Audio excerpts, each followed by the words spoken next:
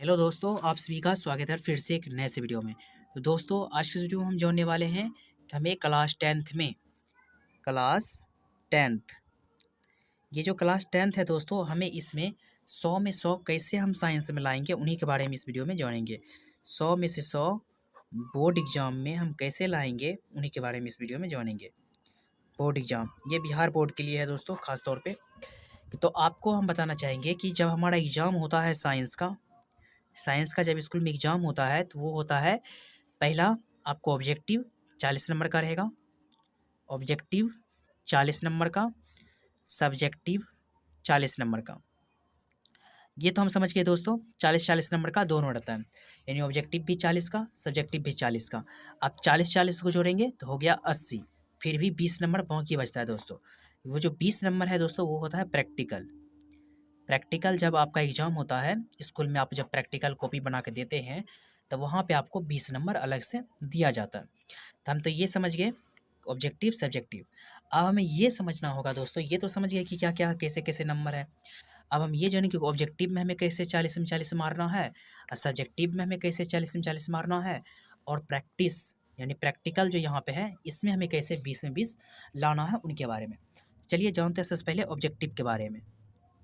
तो दोस्तों, हम आपको बता दें कि ऑब्जेक्टिव क्वेश्चन जो है, अगर आप साइंस का एग्ज़ाम देते हैं क्लास टेंथ और बिहार बोर्ड से, तो ऑब्जेक्टिव जितना भी क्वेश्चन रहता है वो एनसीईआरटी बुक आपको मिलेगा बिहार बोर्ड का।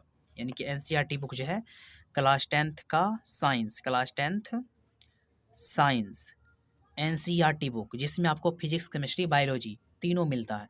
तो हम पहले आपको यही बताना चाहेंगे, उनका जितना भी ऑब्जेक्टिव है बुक का, एनसीईआरटी बुक का जितना ऑब्जेक्टिव है उन सभी को एक कॉपी में लिख लें। क्या करें, एक कॉपी में एक जगह उन सभी ऑब्जेक्टिवों को लिख के उसको याद कर लें।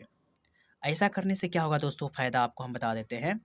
आप जितना ऑब्जेक्टिव रहेगा अगर याद कर लेते हैं, तो हम बहुत सारा क्वेश्चन जब रिसर्च किए, उनमें खोजे, तो पता चला कि एनसीईआरटी बुक का जो ऑब्जेक्टिव है वही हूबहू ऑब्जेक्टिव बोर्ड एग्जाम के क्वेश्चन में भी उतार दिया गया था। तो ये तो हो गया दोस्तों इसका मेन पॉइंट, क्या कि एनसीईआरटी बुक में जितना ऑब्जेक्टिव है उन सभी को, चाहे हिंदी फिजिक्स केमिस्ट्री बायोलॉजी तीनों का ऑब्जेक्टिव, उसको अच्छी तरह से बना लीजिए कॉपी में, उसको डेली रिवीजन करिए और डेली याद करिए। ऐसा करने से आपका ऑब्जेक्टिव कंप्लीट हो जाएगा। उनके साथ ही साथ दोस्तों, हम आपको ये बताना चाहेंगे, ये तो हो गया ऑब्जेक्टिव का। आपके हाथ में टोटल 80 क्वेश्चन रहेगा, 80 क्वेश्चन। अब 80 क्वेश्चन में से मात्र आपको 40 क्वेश्चन बनाना है दोस्तों। ऑब्जेक्टिव का एग्जाम में कितना पूछेगा, 80 को, क्योंकि रूल बदला है तो उनके अनुसार से 80 को ऑब्जेक्टिव पूछेगा क्लास टेंथ में, तो आपको 40 से जवाब देना है। अगर आप इनका पूरा का पूरा याद करते हैं तो आराम से आप 40 का 40 सही सही मार देंगे। और हम जहाँ तक जानते हैं दोस्तों, बच्चा जो है वो ख़ास तौर पे अलग से एडवांस बुक जिसको कह सकते हैं, एडवांस बुक, यानी कि कुछ कुछ ऐसे अलग से भी ऑब्जेक्टिव के बुक खरीद के रखते हैं जिनसे वो ऑब्जेक्टिव को याद करते हैं। तो वो सब जो अलग से आप बुक खरीदिएगा, आप उनको भी याद कर लीजिए। और हम तो कहेंगे कि एनसीईआरटी बुक का एक भी ऑब्जेक्टिव छूटना नहीं चाहिए। और आप जो अलग से बुक खरीदिएगा आप उनको याद कीजिए और एनसीईआरटी बुक को याद कीजिए। इनसे गारंटेड आपका 40 का 40 ऑब्जेक्टिव आराम से बनेगा, चाहे जैसे बने, बनना है तो बनना। अब दूसरा पॉइंट आता है दोस्तों सब्जेक्टिव। अब सब्जेक्टिव में क्या होता है उनके बारे में समझते हैं। सब्जेक्टिव में जो क्वेश्चन रहता है वो एनसीईआरटी बुक का जितना क्वेश्चन है उसी में से रहता है। एनसीईआरटी बुक देखिएगा, जिसमें फिजिक्स केमिस्ट्री बायोलॉजी तीनों का रहता है, उसी में से आपको सब्जेक्टिव क्वेश्चन मिलेगा हूबहू। उसी में से सब्जेक्टिव जो क्वेश्चन है आपको मिल जाएगा, सब्जेक्टिव क्वेश्चन। तो हम आपको ये बताना चाहेंगे दोस्तों कि आपको करना क्या है। अगर आप दिमाग से मेहनत करते हैं तो आप आसानी से इतना नंबर ला सकते हैं। आपको एक नोट खरीद लेना चाहिए। अगर आप नोट खरीद लेते हैं एनसीईआरटी बुक का पूरा पूरा उसमें बना हुआ, तो आपको कुछ नहीं करना है, बल्कि उसको रट लेना है पकड़ के। जितना उसमें आंसर क्वेश्चन है उन सभी आंसर क्वेश्चन को, नोट रहबे करेगा उसमें बना हुआ, उसमें से आप डेली पढ़िए, डेली याद कीजिए, डेली पढ़िए, डेली याद कीजिए। आपके पास नोट रहेगा, आपको नोट बनाना भी नहीं पड़ेगा, आंसर क्वेश्चन मिला मिला मिल जाएगा, और आप आराम से याद करके बोर्ड एग्जाम में आराम से बना सकते हैं और नंबर उठा सकते हैं दोस्तों।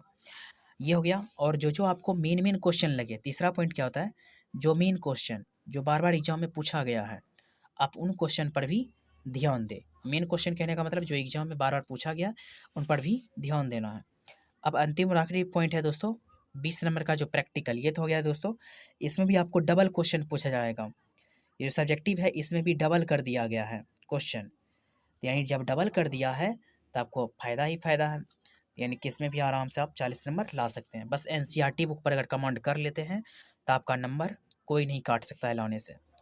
और अंतिम में जो दोस्तों प्रैक्टिकल है, आप इसमें प्रैक्टिकल बना देते हैं, तो प्रैक्टिकल बनाने के बाद आप जब जमा करते हैं तो इसमें 10 नंबर जो है आपका प्रैक्टिकल का जो कॉपी देते हैं उनका होता है, और 10 नंबर जो है दोस्तों आपको स्कूल की तरफ से मिलता है। लेकिन अभी के टाइम में क्या होता है कि स्कूलर में इस प्रैक्टिकल नंबर को देने के लिए कम से कम 500 रुपया लेता है दोस्तों, कम से कम 500 रुपया। या फिर बहुत सारे ऐसे भी स्कूल होते हैं जहाँ पे रुपया नहीं लेता है, तो वहाँ पे उसका जो टैलेंट होता है उनके अनुसार से उनको नंबर दे दिया जाता है। लेकिन अधिकांश को देखे हैं कि बहुत सारे स्कूल में कि 500 रुपया लिया जाता है और प्रैक्टिकल और उसको 20 में 20 दे दिया जाता है, 20 में 20 नंबर, इस तरह से। तो दोस्तों अगर आपको विश्वास ना हो तो कमेंट में ज़रूर बताइएगा कि सही में प्रैक्टिकल में 20 मिला है या नहीं, तो हम उसका जो है एक फ़ोटो शेयर कर देंगे। अगर आपको यह वीडियो पसंद आया दोस्तों, चैनल को सब्सक्राइब जरूर करें। मिलते हैं अगले वीडियो में।